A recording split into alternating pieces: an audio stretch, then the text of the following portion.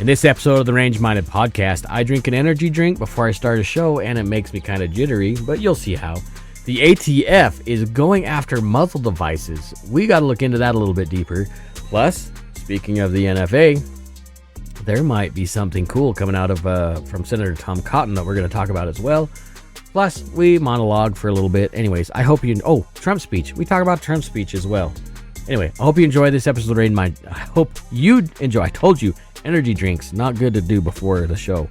I hope you enjoy this episode of the Range Minded Podcast. The other thing is I'm not going to edit that out because it's for reals. I love you guys. Enjoy.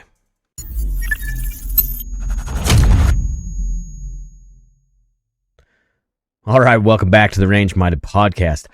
My head's just I just heard the sickest cover of Sweet Home Alabama. I'm probably not allowed to air that on here because I probably get sued, but look up Frog Leap Studios on YouTube. You will not be disappointed. Oh my gosh. That just kind of pumped me up for tonight's show. Anyway, welcome back to the Range Minded Podcast. My name is Steve. I'm happy to have you guys back with me here again. This is fantastic. It's like all the friends I never knew I had or something. Anyway, so I got a kind of a short show. We'll just kind of go with the flow, see how it ends up. I got a couple topics I want to talk about tonight. First off, before we even jump into the topics, you may have heard some rumblings about something that we've been calling We the People Live. It's kind of a network thing that I got involved with a group of other creators. Right now we're streaming on X or Twitter, whatever you want to call it, Rumble, YouTube, and a couple other places. You can still find the show anywhere the podcasts are available, whether it be Spotify, YouTube again, or whatever. But we're also throwing in some live content that airs all day, every day. So I'm not talking all day live every day, but my show will be available on repeat every day. So if you miss a show when it first comes out, or you want to catch a different show that airs through the week, our content's always there. Now, it's like-minded individuals, so it's all freedom-based, not necessarily two-way content, but freedom-based. What we've been wanting to do and what we've been trying to find but couldn't, so we created it, was a place where people can conversate, can come together and have a conversation about whether it be freedom or guns or politics, but not in a judgmental way. We wanted a place where it was comfortable for everybody to come in and be a group, be a society without being negative to opposing opinions. We want opposing opinions in there so we can communicate and solve problems because nobody else is trying to solve problems. So I hope you can find us. Again, it's We the People Live. Usually, if you look on X, it's going to be there most of the time. Look for my friend Joe Lanu. That's Joe_LNU. And that's usually where stuff is streamed from him. Another place you can find it is Kingdom Radio. Got something in me eyes. Bloody hell, it's got something in me eyes now. What am I trying to do? That's my Australian. You like it? Crikey, a dingo ate your baby. That didn't really sound much like an Aussie. Did you guys know I lived in Australia for 2 years? Very long time ago. Sporting my I Sport Dexter Taylor hat, by the way. This could be a tangent episode. No, I didn't find some crack, but I do have some liquid idiocy. Liquid idiocy. Boy, this is going to be a popper. What do the kids call it? It's going to be a banger of an episode. Should we just jump right into it? We probably should before I really screw this up. All right, so I guess we're going to start with this. Let me transition over. All right. So whether you guys know this or not, let me move this over so you guys can see it a little bit better. So the ATF has been sending out these letters. Let me pull it up on this screen too so I can see what's going down. So the ATF decided that people have been buying devices, muzzle devices, not suppressors, but what's been sold as a muzzle brake, or identified as a muzzle brake from the manufacturer. Now, the manufacturer's name is Lethal Eye. I've never heard of them before, but the ATF is pretty pissed, I guess. And what they're saying is, hey, basically that the muzzle device that you purchased, whether it be, maybe it came on the firearm, I guess, excuse me for a second. Liquid courage wants out. Whether it be, look at these stinking pop-ups. I hate pop-ups. Boy.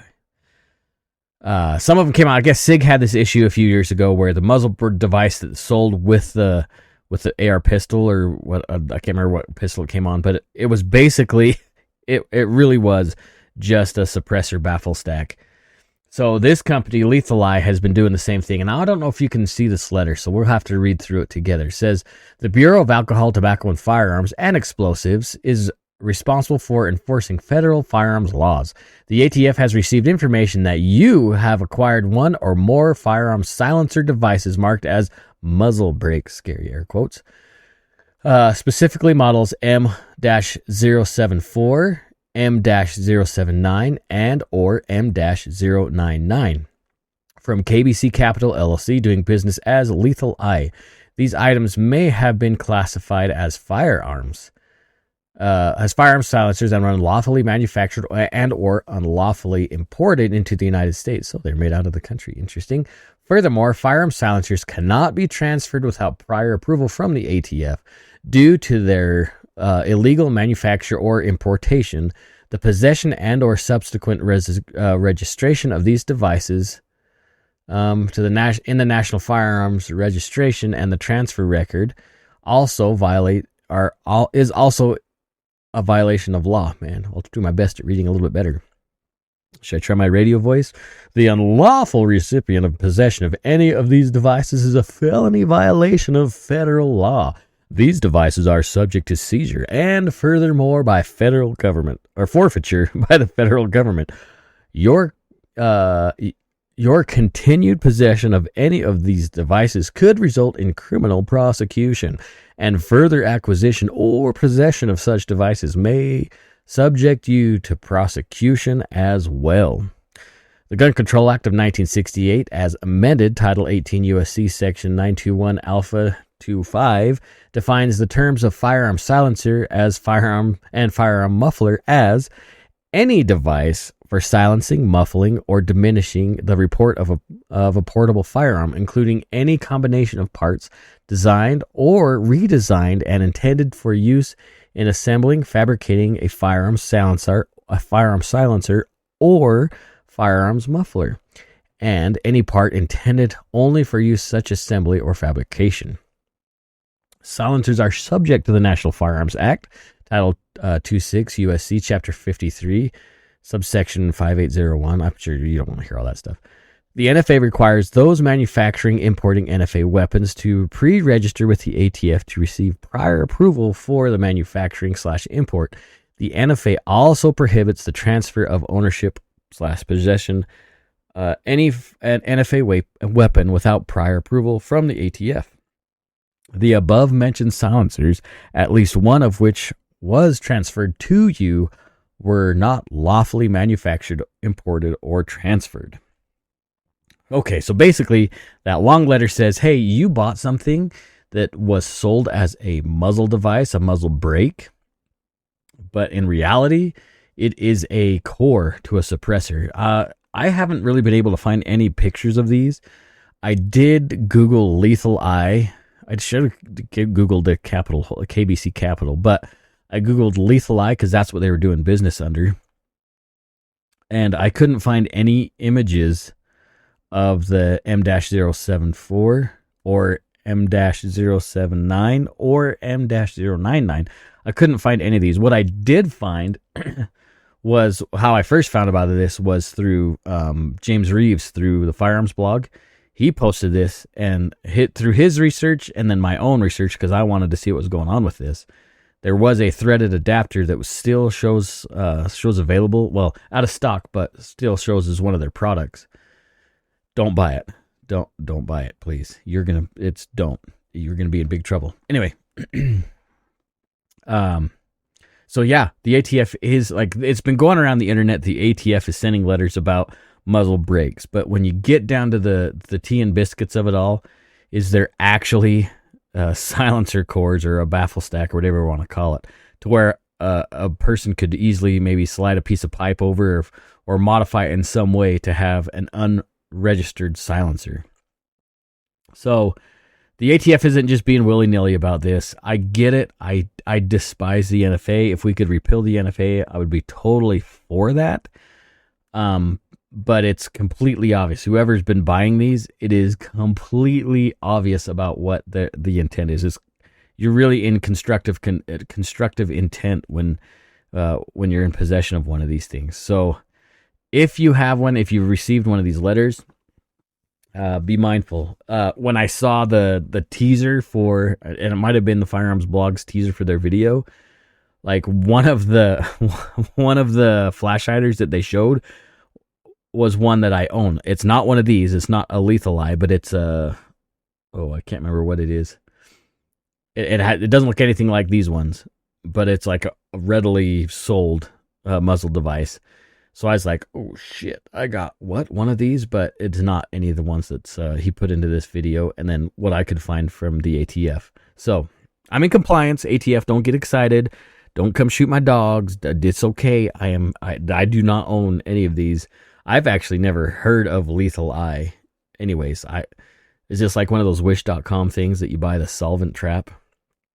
I don't know.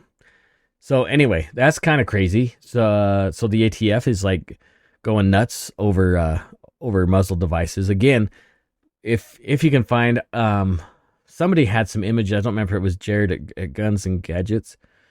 He might have had some pictures. I've watched a lot of content on this, and I don't remember where I saw the pictures, but it really is just a baffle stack or a core of a suppressor.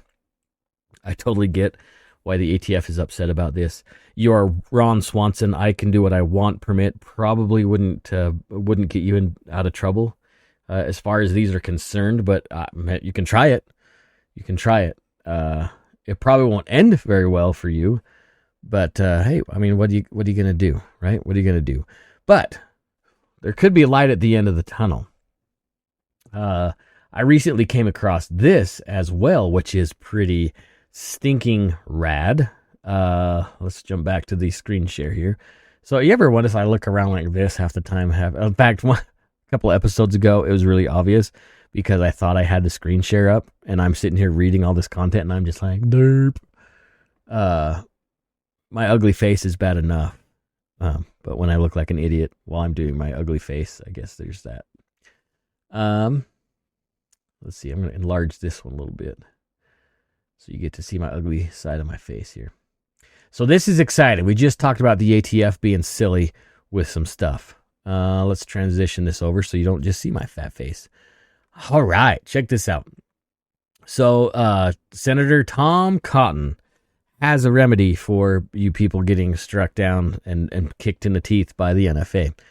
So he's come up with this, and along with some of his colleagues. This is actually pretty dang cool. Oh, I got a little burpy burp that doesn't want to come up. So I'll try not to read this in the radio voice, but if it comes out, it comes out. Let's just start at the top. This came out, this press release was May 15th, so we're 6 days ago from the time of this recording. All right, Cotton colleagues introduced bill to repeal the tax on certain firearms purchases. This is going exactly where you hope it will. Washington, D.C., Senator Tom Cotton of Arkansas today introduced the Repealing Illegal Firearm and Liberty Excise, the Rifle Act. I love it when they use acronyms. The legislation would remove burdensome tax imposed on firearms regulations under the National Firearms Act. Hey, this sounds fun. Senators John Barrasso, cool, of Wyoming, Marsha Blackburn of Tennessee, John Cronin, who is a trader, of Texas, Kevin Kramer of North Dakota, Steve Daines of Montana, Deb Fisher of Nebraska, Cynthia Loomis of Wyoming, Roger Marshall of Kansas, Mark Wayne. It really is Mark Wayne. I'm sorry, I don't mean to make fun of your name, but you are from Oklahoma, Mr. Mark Wayne Mullen from Oklahoma. Boy, I probably shouldn't drink energy drinks before I do a show. Pete Ricketts of Nebraska, Marco Rubio, that surprises me, of Florida, Rick Scott of Florida, are all co-sponsors of this legislation. And Congresswoman Ashley Hinson of Iowa has introduced the companion legislation in the House. So this is pretty rad. Let's jump down a little bit more. This is from Senator Cotton. Law-abiding Americans who exercise their Second Amendment rights should not be subject to unnecessary taxes and restrictions preventing them from doing so. Passed into law in 1934, the National Firearms Act needs to be amended. Our legislation will remove the red tape that places an undue financial burden on would-be gun owners, said Cotton.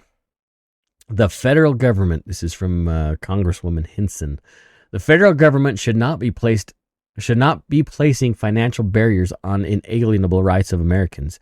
It is unconstitutional. Tax on certain firearm purchases is a direct violation of the Second Amendment and must be repealed.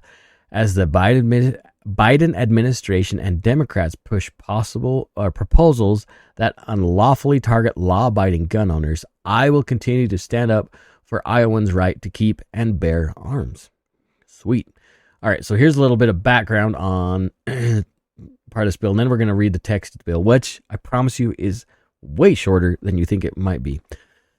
All right, background. In 1934, the National Firearms Act, or the NFA, as we endearingly call it, regulates short-barreled shotguns and rifles, fully automatic firearms, suppressors, and a catch-all category of explosives.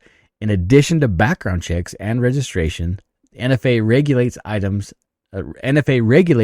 have a $200 tax. The ATF has acknowledged the tax was intended to curtail, if not prohibit, transactions of firearms. The $200 tax, unchanged since 1934, is equivalent to $4,648 in today's dollars.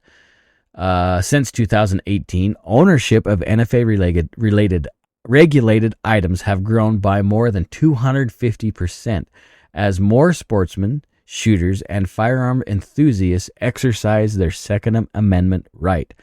The Rifle Act does not modify the current checks and registration. It solely removes the federally mandated financial burden on law-abiding gun owners. The legislation is endorsed by the National Rifle Association, the scary NRA, and the NSSF, which is fantastic that the NSSF is jumping in on the bill. So let's check this out. Now, I promise you this isn't as boring as some of the other stuff as far as introduced or proposed bills that have been in the past. So I'll try and read this. It's kind of hard for me to see this on the screen. You'll see my mouse kind of bouncing around on there too. To amend, 118 Congress. This is the text of the bill. To amend the Internal Revenue Code of 1986 to repeal the firearm transfer tax and for other purposes. I wonder what they mean by for other. Just might be legalese. In fact, I'm going to open this over here. I think it's going to be easier for me to read on this other screen. Just give me a second, okay? I hope you guys like this content as much as I do because I kind of geek out about this stuff. All right. Let me move my mouse. We'll scroll down so you can see it. A bill to amend the Internal Revenue Code of 1986 to repeal the firearm transfer tax and for other purposes. 1. Be it enacted by the Senate and House of Representatives of the United States of America in Congress assembled. Section 1, short title. This act may be cited as the Repealing Illegal Freedom and Liberty Excise Act, or the Rifle Act. Repeal of the certain taxes relating to firearms. Firearms transfer tax repealed, Section 5811 of the Internal Revenue Code of 1986 is hereby repealed. Confirming amendments. Let's go down here. I gotta make sure we get, because I'm reading it on a different screen. You guys gotta see this too. Okay. All right. Section 4182 alpha of such code is amended by striking on which the tax provided by Section 5811 has been paid and inserting with respect to which the tax provided by Section 5811 as an effective immediately before the enactment of Repealing Illegal Firearms and Liberty Excise Act would have applied for its repeal. Section 5846 of such code is amended by striking 5811. Section 5852 of such code is amended by striking Section 5811. In fact, it just goes through like what it's going to do, this bill. I'm not going to read it all. Effective date. The amendments by this section shall apply to transfers after the date of the enactment of this act. Nothing in this act shall be construed to place any firearms regulated under Chapter 53 of the Internal Revenue Code of 1986 under the jurisdiction of the United States Consumer Product Safety Commission. That's it. That's the whole bill. Like, last time we read a bill, it was pages, and I had to skip. It was like, it was probably the Safer Communities Act, and it was like stupid 500 pages or some BS. So that's good, right? So here we are, we're worrying about devices that the ATF wants to regulate and say you can't have that, which I get why they said that, again, because they were actually suppressor cores. But Mr. Cotton jumps in and says, whoa, hold your horses there, friends. Let's just repeal the $200 tax stamp. Now, I would be all for this. In fact, actually, strike that. I would be willing to pay the $200 tax stamp if suppressors and SBRs and SBSs were off of the NFA. That is way more appealing to me than taking off the tax. So Cotton had it close. Now, I know some of you guys are saying, like, well, the NFA is BS. It should not exist. I agree. But there needs to be, and I know this is like the I'm a gun owner but argument. I can understand why we would have some kind of, I wouldn't say restriction because it's not. An extra step is still a restriction, right? I can get it with some full autos. I totally understand it. But I still think the only inhibiting factor for owning arms would be a capitalist environment. It should be like a financial obligation or financial boundary, not implied by the federal government, but by the market itself. Does that make sense? Should we be able to own F-18s? Yeah, absolutely. Should we be able to own a tank? 100%, because you can currently buy a tank. Yeah. The only inhibiting factor should be cost, but not implied by the government. It should just be the market setting that ceiling of cost. In my opinion, I could be wrong.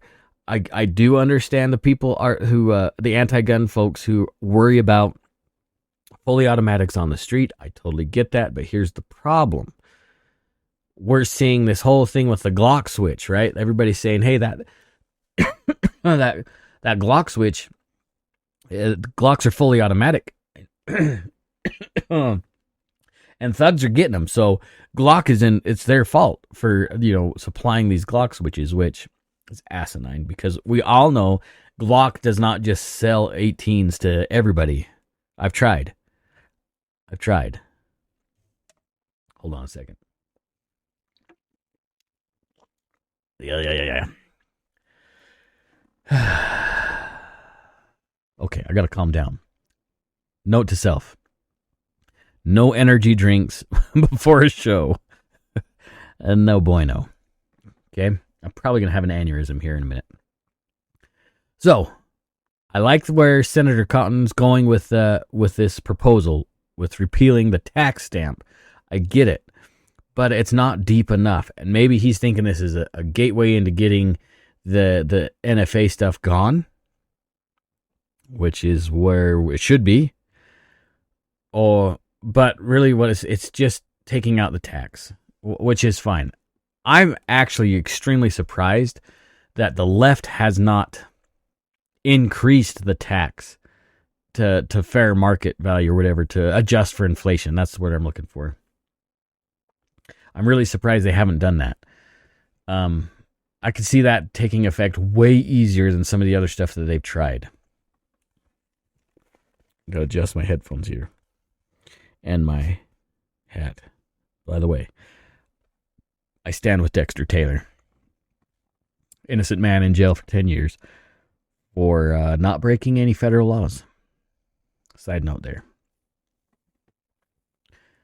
Okay, let's shift gears. Let me see if I can find what I'm looking for here. I'm probably not going to play this video. I don't really want to play the video because it's really, really long. I wonder if I can just expand. All right, give me a second here. Talk amongst yourselves. I'll give you a topic. All right.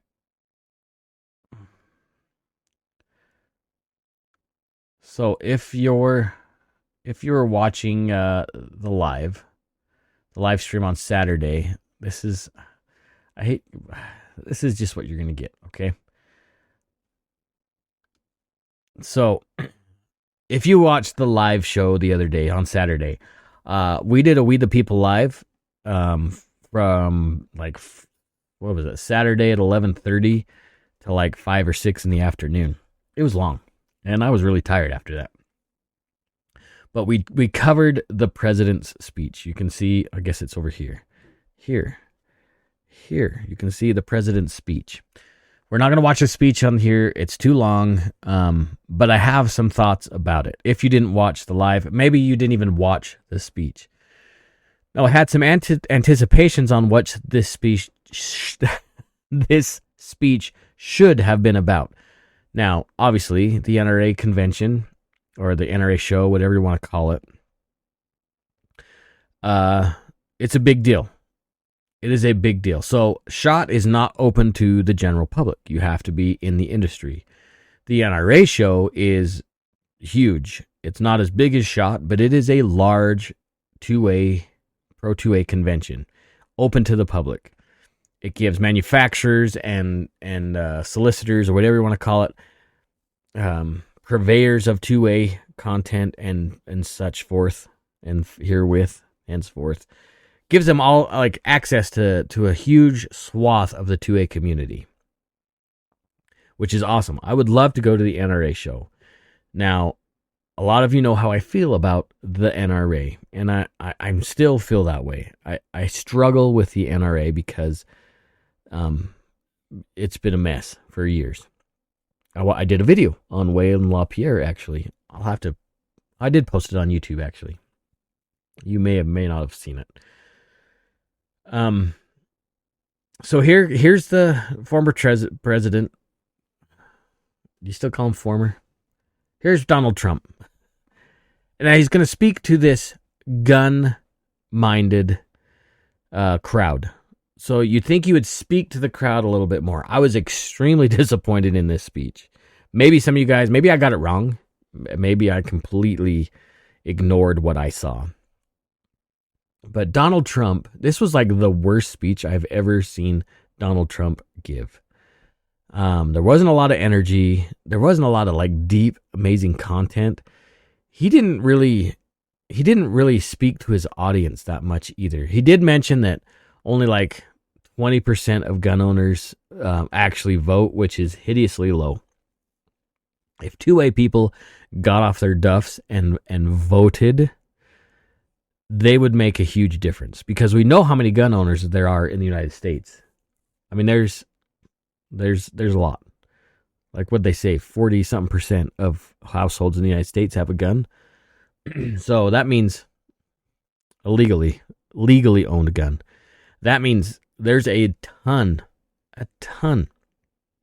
almost probably nearly the amount. Excuse me.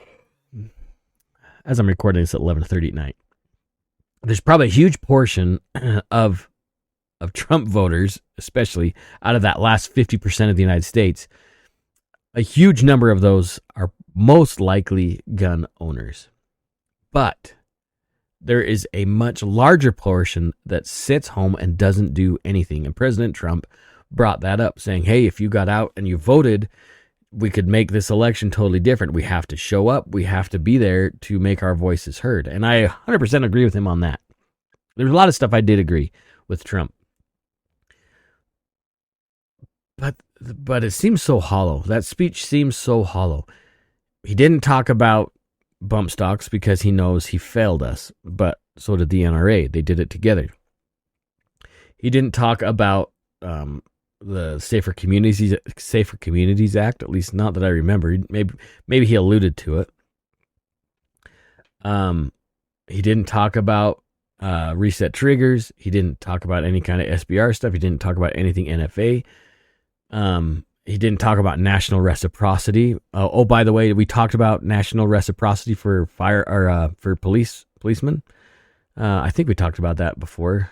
It doesn't matter. The everyday citizen doesn't get that, but I think the policemen, I think that got passed for active duty and retired police officers. They have national reciprocity, but you and I, well, no, we can't. We're too stupid to have it. Anyway, I digress. So the speech was long. Like, it felt like 2 hours. It may not have been. It was long. He was very, very long-winded. But like towards the end of this speech, like I said, I was on a live feed with a group of friends doing commentary. We the People Live. We talked about that a second ago. We were doing the live reaction to his speech, and towards the end of the speech, some music started playing. I understand what they were trying to do was create this emotion between words and music, trying to enrich the senses of the people he's speaking to. But the music was way wrong. Like it should have been some very patriotic, some deep patriotic sounding music, but it was like boring, like terrible selection of music. And the context of that speech from the music point to the end, I don't understand it. Like, it literally was the worst speech I've ever heard Donald Trump give.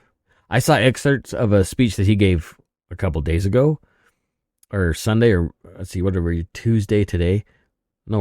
Tuesday. So it must have been Sunday or Monday. He gave a speech somewhere else, and that speech was fantastic. He was awake, he was witty, he was off of the prompter for a minute, and it was fun. But why didn't he give that speech or something that was that exciting to the gun owners? If he's trying to rally gun owners behind him to get him to win the election, he needs to be a little bit more specific and a lot more deliberate. I was really disappointed in his speech. You don't have to take my word for it. You know me. I always want you guys to look and see what you think. Do your own homework. Watch the speech.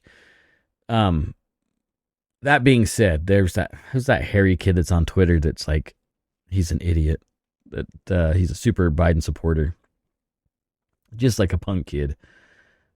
Like, he was making fun of the speech, rightfully so, but like he missed the mark. Like, even he's too dumb to see where President Trump missed the mark. He was like talking about something completely different.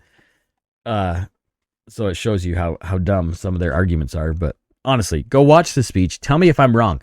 I could be wrong. Maybe it was an awesome speech, and I just don't know what I'm talking about. Could be, may not be. Anyway, let's see. What else do I have in the stack of stuff here? Let me swing over here real quick. So let's see. There's that. Nope. I think we've... I think we blasted through this whole episode already. Maybe I should have had a little bit more content ready. Oh, but I can pontificate with the best of them. We did all that in 30 minutes. Whoa. All right, let's I did not anticipate getting through that quick. Let's jump on here and see what some stuff I missed. Oh shoot, there was something I was going to cover. Now I can't remember what it was. It was something on oh man. I guess it doesn't matter. Father's Day. Father's Day's coming up. Oh, I know what I was going to talk about. So it's obviously it's an election season.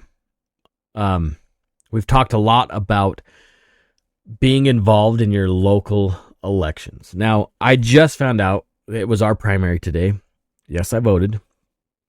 And as I was recording the show, somebody just texted me, not just, but a few minutes ago, and said something that a person that I extremely support, 100% support. She's awesome, extremely pro freedom. She lost the primary to a guy that I think is a FUD. That's FUDD, if you didn't hear me correctly. I know this guy personally that she was trying to upset. He actually won her seat away from her a few years ago. But he's a guy that pretends to be all about the public, all about the rights. But he made the mistake of saying that he supported red flag laws. And our local 2A group jumped on him, pounced. Now Carrie Hanks is the gal that I support. Now don't get me wrong. I know the guy that she was running. I personally know him. I've been to his house. I have had conversations with him. When he made that ridiculous red flag, look, I'm talking with my hands. When he made that ridiculous red flag law comment, I immediately messaged him and I said, look, I think maybe you made a mistake here. I don't think you think this way, but this is the way it came across. Please let me be your go-to when it comes to firearms and firearms type content. So when you have to make a comment on guns, you don't make the wrong comment. Now I figured, hey, I'd get something back that says, hey Steve, I appreciate your help. I think I got this, whatever it takes, blah, blah, blah. No, he completely ghosted me. He knows my stance on firearms. He knows that I am an absolutionist when it comes to 2A, and he completely ghosted me. He didn't care. Again, I know that I have been to this guy's house, but he doesn't. So, what does that tell me? That tells me that he doesn't really care about his constituents. He doesn't really understand, or he doesn't care about red flag laws. We should probably do a deep dive on red flag laws so we can understand the protection order, whatever it's called, and why it's dangerous, and why. Well, let's just do it right now. So, red flag laws. If you don't understand what a red flag law is, that's let's just say Johnny was a 5-tour vet in Afghanistan. Johnny had a lot of things on his plate when he was deployed. Seen a lot of stuff, dealt with a lot of stuff, and suffers from severe PTSD because of his deployments. So, Johnny, this is how it would work in a perfect world. Johnny comes home, he's kind of surviving the world. Johnny's girlfriend notices that he's having some struggles. The PTSD is just really eating him away, and there's some behaviors that make her concerned about Johnny's safety. So, girlfriend calls the sheriff and says, hey, Johnny's acting funny. I'm concerned about his well-being. I'm worried he's going to hurt himself. And he has guns in the home. Sheriff shows up, takes the guns away. And then Johnny gets help that he needs or whatever, or maybe he doesn't. Maybe it's not quite the help that he actually needs, but it's what society thinks he needs. Nonetheless, Johnny tries to get his guns back, but Johnny has to wait a while now because the way his guns were taken, maybe not were categorized the way they should have been. So, that's the way these red flag laws are sold. And it makes sense, right? It's just for your safety and the safety of those around you. It sounds great, but there's some major issues here. Why, as citizens of the United States, we have the right to face our accuser. I understand that Johnny's girlfriend is not accusing him of anything, but we also have the right to due process before property is taken away. And we have to be, by federal law, we have to be compensated for any seizure. So we can warrantless taps, search and seizures, that kind of stuff, right? It's a no-go in the Constitution. So In reality, the red flag laws violate the Second Amendment and the Fourth Amendment. Major issues, major constitutional issues. Now, in the scenario of Johnny and his girlfriend, it seems really benign. It makes sense. We all want our veterans and their families to be safe. We know that there's 22 veteran suicides a day, roughly. I think that number is actually low. I think there's quite a bit more a day that happen. But I digress. Now let's look at scenario number 2. Bob. Bob is an avid outdoorsman. He works hard. Sometimes he works a little too much. Sometimes Bob just maybe he just tries to escape the world a little bit. He'll hang out in the reloading room instead of hanging out with his wife. They get in an argument, whatever. Maybe it's his ex-wife. Let's just say Bob and his ex-wife have an issue. Because the ex-wife doesn't like Bob, she says, "Screw you, Bob. I'm going to call you in and say that you're a threat to yourself and our children." So she makes a malicious fake, report. Cops come, take Bob's guns. Bob has no guns. Bob's done nothing wrong. Bob was retaliated against by a crazy ex-wife, and his stuff was taken away. The end result is the same as the first scenario. Guns were taken away without due process. There's no compensation, violation of the First and Fourth Amendments. Big issue. But it was used as a weapon instead of as a help. This is the problem with red flag laws. The weaponization. Now, at some point, when can the government say, if we open this door of red flag laws, the government can start getting to the point where it'll decide who's a threat to society and who's not. What gun owners are troublesome. Big deal. This is a major deal. This is why me and many of my friends despise red flag laws. Because they will get abused. It's not they may or some governments might. They will get abused. Now, the left will say, well, but if it saves one life? Well, it's not saving anybody's life. In fact, it's putting a life in danger via false report, throwing a guy in prison that didn't do anything wrong, or gal. It could go either way. Throwing a firearms owner in prison because they're a firearms owner and somebody hates them. We've all heard the term of being swatted or being doxxed. This happens all the time.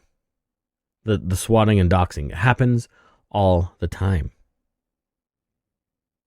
Now, when we start doing that with red flag laws, there's a major issue. People are going to get killed when they have a no-knock warrant at 5 a.m. The sheriff's office opens the door. Somebody thinks they're getting robbed, and then there's a shootout. That has actually happened. That very scenario has happened. I don't remember where, but I remember reading about it. I want to say it actually happened in Idaho. It may not have. But there was an old vet. The police kicked his door in for his protection. He had a gun. They gunned him down. Boom, dead. It will be weaponized. That's the issue with red flag laws. Now, somewhere there's got to be an answer. There's got to be a place where we can meet in the middle, where we don't violate any constitutional rights, where we don't alienate these people that may have severe PTSD, because that's what originally it was designed for, that can get real help, not just be treated like a criminal, because they're not criminals. They haven't done anything. Real criminals don't care about gun laws. I mean, we see that in deep urban areas where they get Glock 18s or Glock switches, and then we won't get into that. You get what I'm saying. It makes my eyes hurt. Where's the duct tape? There's got to be a safe, feasible, reasonable way we can meet both ends. There's got to be. I don't know what it is. I don't know if you guys know what it is. But the only way we're going to figure it out is if we have good conversations about this. Serious, adult, grown-up, big kid conversations. because our veteran, our veteran suicide stuff is no bueno. And we see a lot of violence in the home. Now, there's a lot of other factors when it comes to violence in the home. There's a lot of other factors when it comes to violence in America when used with a gun. Not gun violence, because it's violence, but they use a different tool compared to violence in other parts of the world. We've talked about this before. The numbers, how it's reported everywhere across the world, it's apples to oranges. There is no uniform report of violent crime or gun crime throughout the world. It's all reported differently. It's all researched differently. So it's very difficult to compare the United States to other parts of the world. Now, we can look at just violent crime compared to other countries. That helps. There are some gun-related crime, or where crime is where guns are being used, homicides, that kind of thing. We can extrapolate some of that data. And when you realize that you take out like 4 of the cities in the United States, we're ranked incredibly low as far as the world gun crime is concerned. But they don't want to tell you that. Oh, and by the way, when they say the anti-gun people say, well, the highest gun crime is in these deep red states. Okay, well, let's look at what districts. If you're going to start pointing fingers, let's look at what districts or what cities or townships these violent gun crimes are taking place. And you'll start to see that it may be a red state like Texas, but you get into Austin and you realize, whoa. Or Louisiana, right? The sportsman state. But then you see, wow, it's like Baton Rouge, and you take that out of the deal. Whoa, like it's totally different. The only way you can really understand is if you start researching the data. I cannot encourage you guys to do that enough. Never take my word for it. Never, ever take my word for it. I'm just a dude. I want you to learn how to do the research yourself. The other thing is you need to start hearing the arguments from the anti-gun side so you can see where they're coming from, even though most of the time it's complete and utter bullshit. But we need to understand their point of view. We might be wrong. Have you guys ever thought about that? There might be part of the pro-gun movement where we're way off. But we're never going to understand that until we listen and communicate the ideas from one side to the other and figure out what's going on. Because, and that's what I like so much about We the People Network, or We the People Live, sorry, is it's not an echo chamber. It's not just a group filled of a room filled with the same ideas but different voices. It's a room filled with people from diverse opinions having conversations. That's the point of We the People Live, is we want the conversation because there's nobody else doing it. There's nobody else listening. There's nobody else, taking into account of what's going on. Now, we do get people on there and some of the stuff that some of our X spaces that are a little ridiculous. I get it. But we need to have conversations. Again, because Congress isn't doing it. The news media definitely isn't doing it. There is no politician that's like actually having adult conversations when it comes to where this country is in violent crime. They just want to point to a tool that's being used, or they blame it on a drug, which is definitely part of the problem. But they're only looking at pieces and not the entire, aggregate, not the whole picture. And that's what we're trying to do.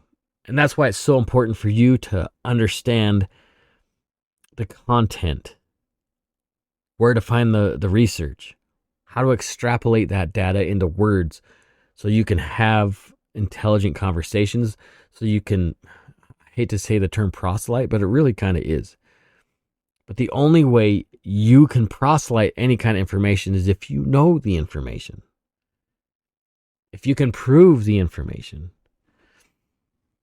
And you have to be willing to listen to the other side, or it just doesn't work. It's just impossible.